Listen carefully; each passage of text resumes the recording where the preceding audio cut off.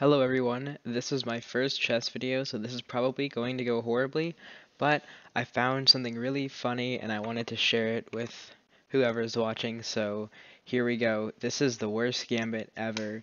So it comes out of the Durst Gambit, which is e4, f5, and a lot of the time people are going to take it, but instead you're going to play bishop d3, which looks like a dumb move because you're blocking in your d pawn, which you usually want to use to take center space, and it is a bad move. And the most common move here is to take, and now you're going to play something that's probably been played a lot before, but it's not a good move because this is the worst gambit ever. Queen h5 check, and they have to block it, and now it's time for the actual worst move ever. Queen takes h7 check. Brilliant move. No, just kidding. They're going to take it with the rook, and then you take this pawn here. And this is where the only good thing about this gambit comes in. If they are an idiot and they see a bishop out in the open, they're like, why not attack it? Well, then they just get checkmated. So if they're an idiot, they might play this. So only play this if you're like 400 or something.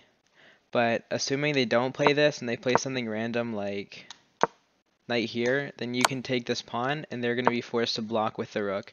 And then what I would do is I'd bring in this knight, then you have to hope that they keep playing like an idiot. And if they play this, then that's sad for you. But if they were to move this pawn, then you can continually add pressure to this rook.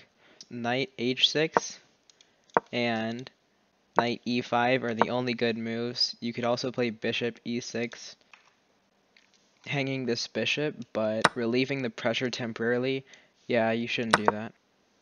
Another move they could play, another natural looking move is knight here, but we're going to keep going, knight g5, and then now they're only going to have one good move to defend, which is knight e5, and if they don't play that, literally anything else, let's say they play this, you're going to have checkmate. So they have to block this checkmate. If they move this pawn anywhere, then it becomes a draw by, I believe it's perpetual. So knight takes. The only move they have is queen here, and if this happens, then you can play knight d6. The king is forced to move, come back, and then you can have a draw by perpetual check or repetition. I guess that's repetition. And if they were to play the second best move, say d5, then you can just take the queen. So that's what happens if they don't play knight here and they try to get rid of the checkmate threat by moving this pawn, or this pawn. If they're like, well, I can move this pawn and have the king run, well, then something else is gonna happen. You're gonna take it with the knight, threatening the queen. If the queen goes here, then you can play this discovered check. King moves, knight f7, and eventually you're just gonna win every piece. So yeah, that's what's gonna happen if you manage to get to this position and they don't block with their knight. And anyways, that's about all there is to this stupid gambit.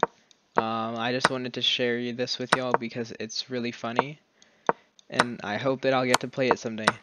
So with that out of the way, hope you enjoyed. See you later.